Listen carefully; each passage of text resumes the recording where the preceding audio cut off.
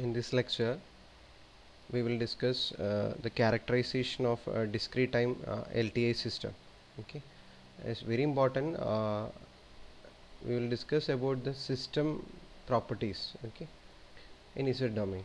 And before watching this, you need to watch lecture 15, and it's about discrete time LTI system. Okay, in Z domain, and lecture 16 we will discuss the ROC, properties of ROC. So is in lecture 16 we will discuss we already discussed about signal property. Okay, now we are discussing about the system property, so don't get confused with these two lectures. It's very important. In this lecture we will discuss only the discrete time LTI system properties or characterization of discrete time LTI system in Z domain. Okay, here in system, mainly the system response is based on h of n. In time domain we will discuss h of n, and in Z domain we will talk about h of z. Okay, the transfer function. Okay, this is impulse response in time domain, and Z domain we will call it as a transfer function. We will discuss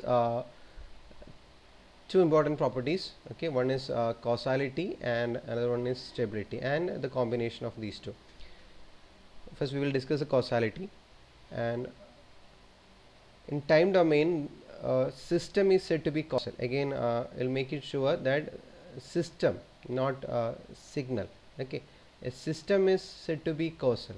Okay, a causal discrete time LTI system means it's a right-handed sequence, or in mathematically you can say h of n is equal to 0 for n less than 0, means the signal value is 0 for negative values of n. Okay, and the corresponding signal in Z domain we can identify by like this. The ROC of that particular signal, causal signal, will be exterior of a circle. Okay, and from the figure you can see that it will be like this. Okay, there will be a circle. For example, assume that the circle radius is r max. Okay, r max, or it's a pole. There can be n number of poles, for example r1, r2, etc., and the maximum value of pole, and the ROC will be greater than that r max. Okay, for a causal signal, or we can identify a causal signal in Z domain if its ROC is like this. Okay, modulus of Z greater than r max, then we can say that the system is causal in time domain. Okay, next we will discuss the another type of signal is an anti-causal signal. Again, it's related to causality. In or we can call it as a left-sided sequence. The signal magnitude is 0 for 0 to n, or positive values, or we can say h of n is equal to 0 for n greater than or equal to 0. It's a left-sided sequence. And in Z domain the corresponding signal will be like this. The ROC will be interior of a circle. So in the figure you can see that there is a maximum value, or this is the value, I will call it as R minimum. Okay, the minimum value of the pole, and the ROC will be modulus of Z less than R minimum. There can be n number of poles like R1, R2, etc., but the minimum value, and ROC is less than the minimum value. So this shaded region indicating the ROC. If the ROC is like this, I can say that the signal is anti-causal. So based on this ROC, I can say whether the signal is causal or anti-causal. This concept is very useful when you find the inverse Z transform. Okay, it's about causality. Now we'll discuss the stability of a system. Again, is discrete time LTI system, not signal. Discrete time LTI system is stable, or BIBO stable if and only if its impulse response is absolutely summable, or we can say h of n is or this modulus of h of n. Okay, we will find the summation from minus infinity to infinity, and we got an answer less than infinity, means the signal is absolutely summable. Okay, it's absolutely summable. We need to check this particular condition, then the system is stable. This is a condition we need to evaluate in time domain. But if the signal is in z domain, or this is about h of n, now we are talking about h of z.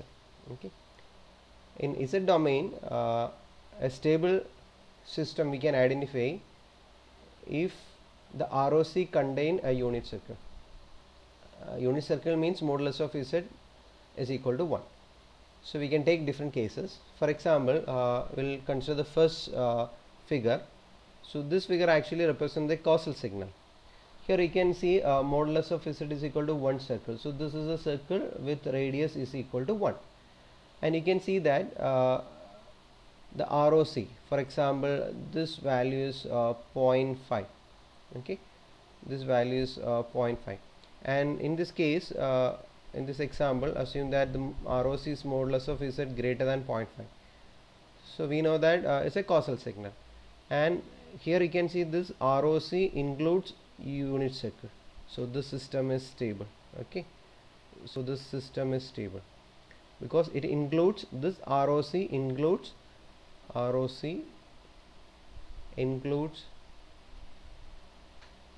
modulus of z is equal to 1 or a unit circle, or it contains unit circle. Now we will discuss another signal. It's an anti-causal signal. So from the figure it's clear that it's ROC of anti-causal signal. Now assume that this is the unit circle. Okay, this is a unit circle, and assume that this is a value 2, and here ROC is modulus of z less than 2, and from this we can identify as an anti-causal signal. And here you can see that the ROC includes or ROC contain modulus of z is equal to 1 circle. Okay, so in this case also the system is stable.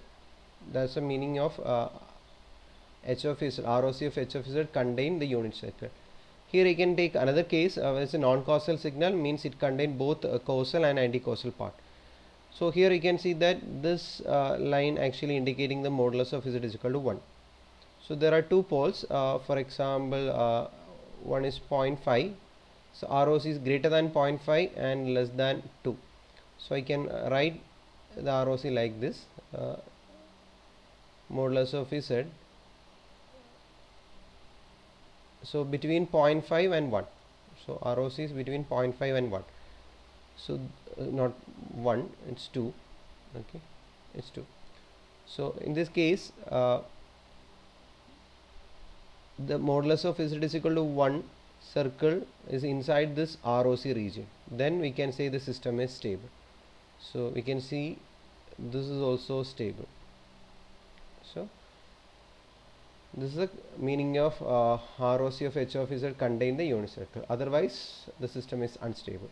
If you want to verify stability in time domain, you need to use this condition, or in z domain we need to verify this particular condition. Okay, next we'll discuss a system is both causal and stable. It's a combination of the previous two properties.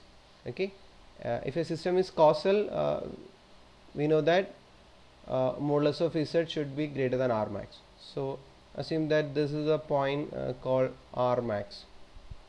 Okay, the maximum value of a pole. There can be other poles, let be R1, R2, etc. And this is the condition for causality. And the same system should be stable also. Okay, means it should contain the unit circle.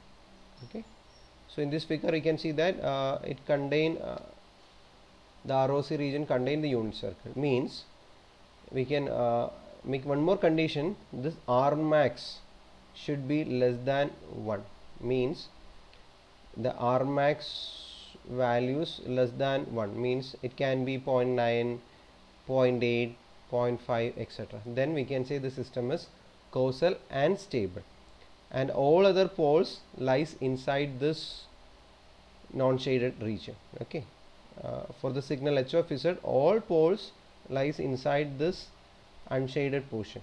Okay, then the system is causal and stable. Okay, if modulus of z is equal to 1 and all pole values are less than this R max, then the system is causal and stable.